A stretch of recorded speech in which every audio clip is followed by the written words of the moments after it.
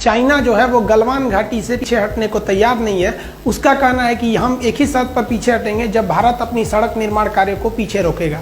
इसके बदले भारत सरकार ने भी बहुत ही कड़ा एक्शन लेते हुए पूरा चाइना का जो LAC पड़ता है, यहाँ से लेके कश्मीर से लेके पूरा अरुणाचल प्रदेश का एरिया में यहाँ पर अपनी मिलिट्री तैनात कर दिया है। ये बहुत ही बड़ा सिचुएशन क्रिएट हो गया कि पूरे बॉर्डर पर फौज तैयार हो गई है और नेवी भी तैयार बैठी है नीचे से। तो समझते हैं गलवान घाटी को लेकर चाइना इतना सेंसिटिव क्यों है और दौलत बेग ओल्डी और सियाचिन से इसका क्या कनेक्शन है। देखिए, जो सड़क को लेकर विवाद चल रहा है ये काफी पुराना है। 90 के दशक में जॉर्ज फर्नांडिस थे, जो अटल बिहारी वाजपेयी जो प्रधानमंत्री थे तो वो रक्षा मंत्री थे। इन्होंने कहा कि जो चाइना से लगने वाले बॉर्डर एरिया है वो सेफ नहीं है, वहां स्ट्रेटेजिक सड़कों का बहुत ही अभाव है। स्ट्रेटेजिक सड़कें उन्हें कहते हैं जिस पर तोप, टैंक, कितने भी भारी व्हीकल्स को ले जाएंगे कोई असर नहीं करता है। बरसात हो, कितने भी खराब मौसम हो, कुछ प्रभाव नहीं पड़ता है। भूकंप के दौरान भी वो अपनी क्षमता को बनाए रखते हैं, अतः उन्हें आप कह सकते हैं कि हमेशा आपके लिए वो रेडी रहते हैं स्ट्रेटेजिक सड़कें। तो इन्होंने स्ट्रेटेजिक सड़कों के लिए ऐसे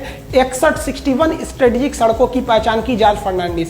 और आज जो विवाद इसलिए हो रहा है कि भारत सरकार का एक ऑर्गेनाइजेशन है बॉर्डर रोड ऑर्गेनाइजेशन BRO, उसने 75% सड़कों को कंप्लीट कर दिया है। ये सड़कें इतनी तेजी से कंप्लीट की गई कि जब अरुणाचल प्रदेश में इन सड़कों को बनाया जा रहा था तो वहां के गांव वाले अपनी जमीन को फ्री में दे दिया। हालांकि ऐसा कभी नहीं होता है, जब सड़क बनाए जाते हैं तो सरकार जमीन खरीदती है, लेकिन वहां के लोगों को सैल्यूट जो देश के लिए इतना सोचते हैं और अपनी जमीन फ्री में दे दिए कि हाँ यहाँ पे सड़क बनाइए ताकि हमारी आर्मी जा सके।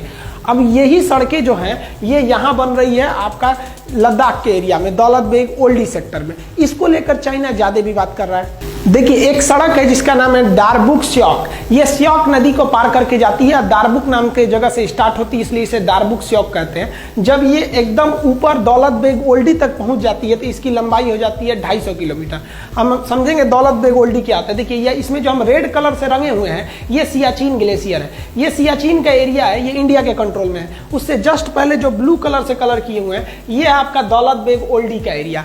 ये दोनों जरूरी है। सियाचिन ग्लेशियर दुनिया का सबसे ऊंचा युद्ध का मैदान है, तो वहीं दौलत बेग ओल्डी भारत या कह लीजिए तो दुनिया के सबसे बड़े युद्ध के मैदानों में से एक है। किंतु यहाँ पर एयरपोर्ट है, एयरफोर्स रहती है, तो ये हमको यहाँ पर तो फौज दुनिया में ये सबसे ऊंची बैठ गई और यहाँ पर आप कह लीजिए तो एयरफोर्स भी बहुत ही ऊंचाई पे बैठ गई। अब यहाँ से नीचे चाइना गलवान घाटी में अगर खड़ा रहता है तो चुपचाप वहाँ से बम मार दीजिएगा तो मर जाएगा। वहाँ से 9 किलोमीटर की डिस्टेंस पे, ज्यादा दूरी वहाँ पे नहीं। हाइट की वजह से चाइना को यहाँ बहुत ज्यादा घाटा लगेगा, लेकिन ये सड़क उसमें बहुत ज्यादा भारतीयों को एडवांटेज देती है। तो ये रेड वाला आपका एरिया हो गया सियाचिन और ये ब्लू वाला हो गया आपका दौलत बेग ओल्डी। ये जो सड़क जा रही है आपको, इस सड़क का ही नाम है दारबुक स्योक। ये स्योक नदी को पार करके जा रही है।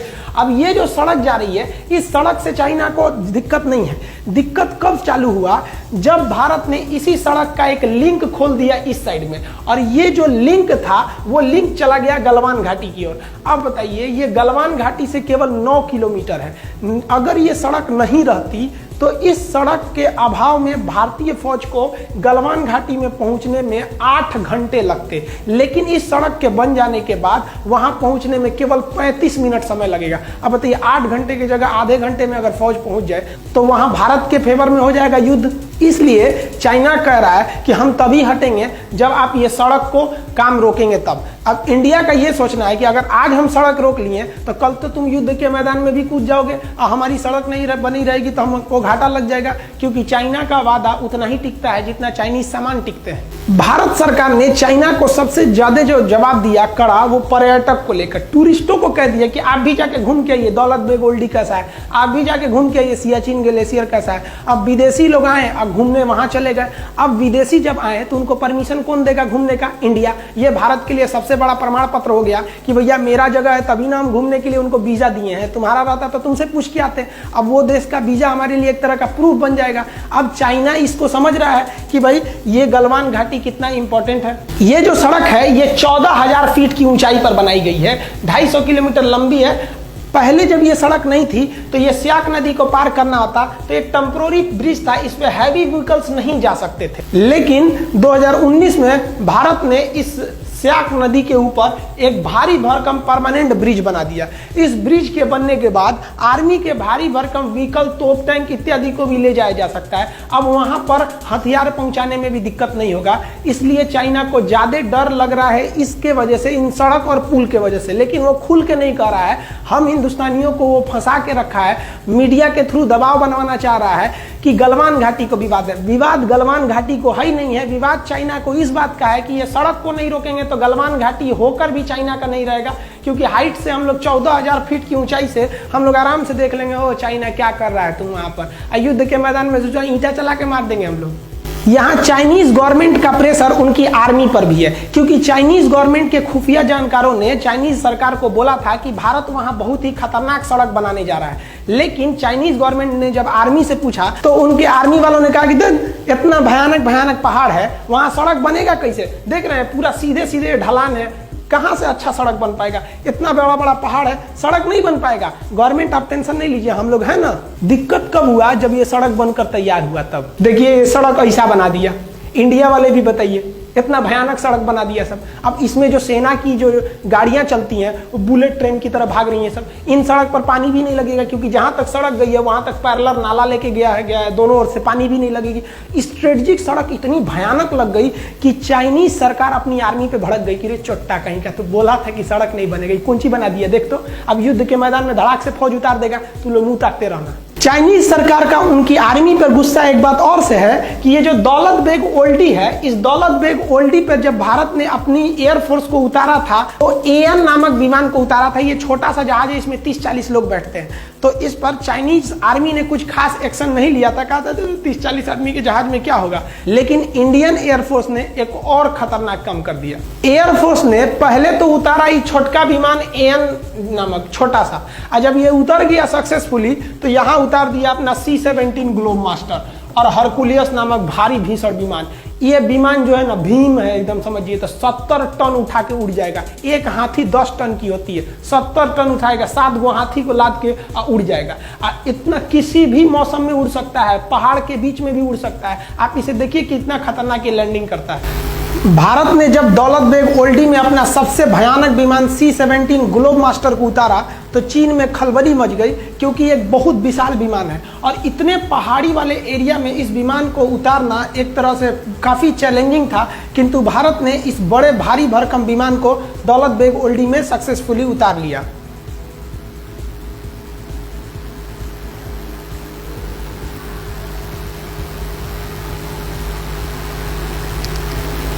C-17 वर्तमान समय में भारत का सबसे बड़ा परिवहन विमान है। इससे बड़ा अभी वर्तमान में कोई परिवहन विमान उपस्थित नहीं है। चाइना को मेन डर है दौलत बेग ओल्डी में भारतीय एयरफोर्स का जो बेस बनाया गया है अड्डा, वहां से, क्योंकि वो इतनी ऊंचाई पर एयरबेस है कि वहां से विमानों को ऑपरेट करना काफी सिंपल है और उतनी हाइट पर चाइना को पहुंचने में बहुत दिक्कत होगा। और वहां ऑलरेडी इंडियन एयरफोर्स अवेलेबल है।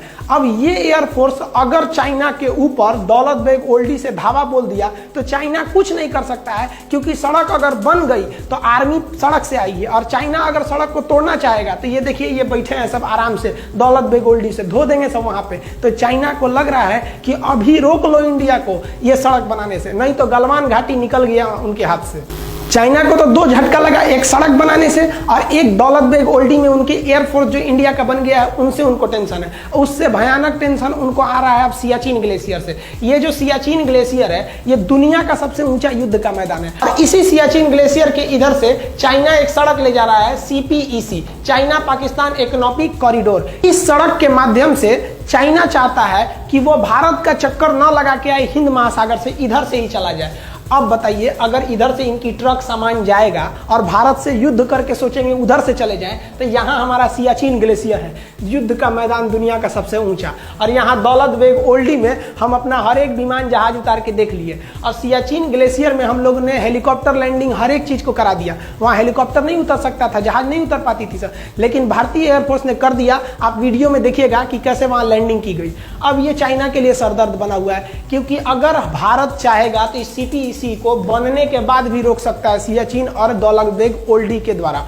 सियाचिन ग्लेशियर इतना दुर्गम एरिया है कि वहाँ सैनिकों को ऐसे जाना पड़ता है बर्फ में, जैसे मूवी वगैरह में जाते हैं लोग पहाड़ पर, और इतना कठिन जगह पे जाके वो लोग ड्यूटी करते हैं। लेकिन इंडियन एयरफोर्स ने उस सियाचिन ग्लेशियर पे अपना ध्रुव हेलीकॉप्टर उतार दिया, चीता उतार दिया, चेतक उतार दिया, MI हेलीकॉप्टर को बना रहा है, LCH हेलीकॉप्टर को बना रहा है। आप कहेंगे तो एयरफोर्स के जितने भी हेलीकॉप्टर हैं और विमान हैं उनका एक अलग वीडियो बना देंगे। और सियाचिन ग्लेशियर पाकिस्तान के कब्जे में चला गया था 1984 में, कैसे हम लोगों ने ऑपरेशन मेघदूत और ऑपरेशन राजीव द्वारा हम उसे वापस लेके आए थे, इसके लिए हम अलग वीडियो बना देंगे अगर आप कहेंगे तो भारत ने यहाँ पर अपना जो जहाज उतार दिया, इससे चाइना को एक बहुत बड़ा सरदर्द है कि इधर से जाएगा गलवान घाटी और उधर से जाएगा CPEC सड़क।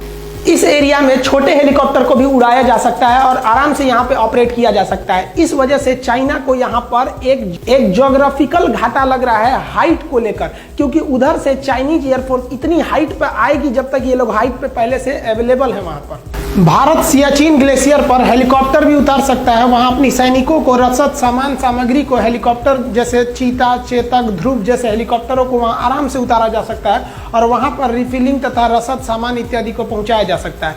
ये चाइना के लिए एक बहुत बड़ा थ्रेट साबित होगा, क्योंकि यहाँ हेलीकॉप्टर उतारना बहुत ही बड़ा चैलेंजिंग होता है। आप चारों ओर देखिएगा केवल बर्फ ही दिखाई देगा।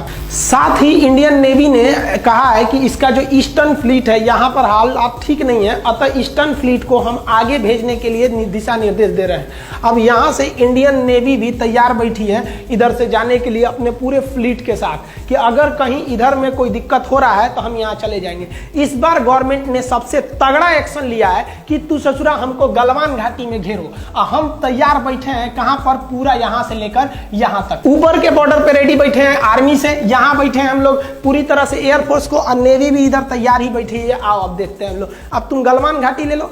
अगर थोड़ा भी युद्ध हुआ, 10 दिन का भी युद्ध हुआ ना, तो युद्ध किसी के परिणाम में जाने वाला नहीं है, क्योंकि दोनों अब परमाणु संपन्न देश है। तो एक बात तो कंफर्म है कि भारत के लोग चाइनीज सामानों का उपभोग करना पूरी तरह से छोड़ देंगे और चाइना को व्यापार घाटा बहुत ज्यादा लगेगा। चाइना बॉर्डर पर डेली चाइना की ओर से अलग अलग प्रोपेगेंडा को फैलाया जा रहा है। मीडिया में चाइना इस तरह से प्रस्तुत कर रहा है जैसे चाइना 8 किलोमीटर घुस गया है, 10 किलोमीटर घुस गया है। ये आप लोगों के ऊपर दबाव बनाने के लिए बनाया जा रहा है। इंडियन आर्मी वहां पे खाली नहीं बैठी थी कि तुम घुस जाओगे, हम लोग कह देंगे हाँ आइए। इंडियन आर्मी घुसने नहीं देती उन लोग को, लेकिन ये खबर पाकिस्तान और नेपाल के थ्रू इंडिया की ओर भेजा जा रहा है और तरह तरह के साइकोलॉजिकल दबाव बना रहा है। आप भी ये सोच रहे होंगे कि इंडियन आर्मी क्या कर रही थी, ये केवल उनका दबाव है ताकि आप ये सोचकर डर जाइए कि आप चाइना से मुकाबला नहीं कर सकते। ये बात गलत है कि चाइना हमारे ऊपर दबाव बना रहा है या हमारे फौजी उनको घुसने के लिए अंदर जगह दे दिए थे, एकदम गलत है। ये सही है कि स्टैंड ऑफ हुआ है, दोनों आर्मी खड़ी है, लेकिन ये खबर गलत है कि वो हमारा 8 किलोमीटर कब्जा कर लिया है, 6 किलोमीटर कब्जा कर लिया है। ये आपको फेसबुक, व्हाट्सएप इत्यादि के माध्यम से जानबूझकर आप पे दबाव बनाने के लिए किया जा रहा है। इंडियन आर्मी पूरी तरह स्टिक है।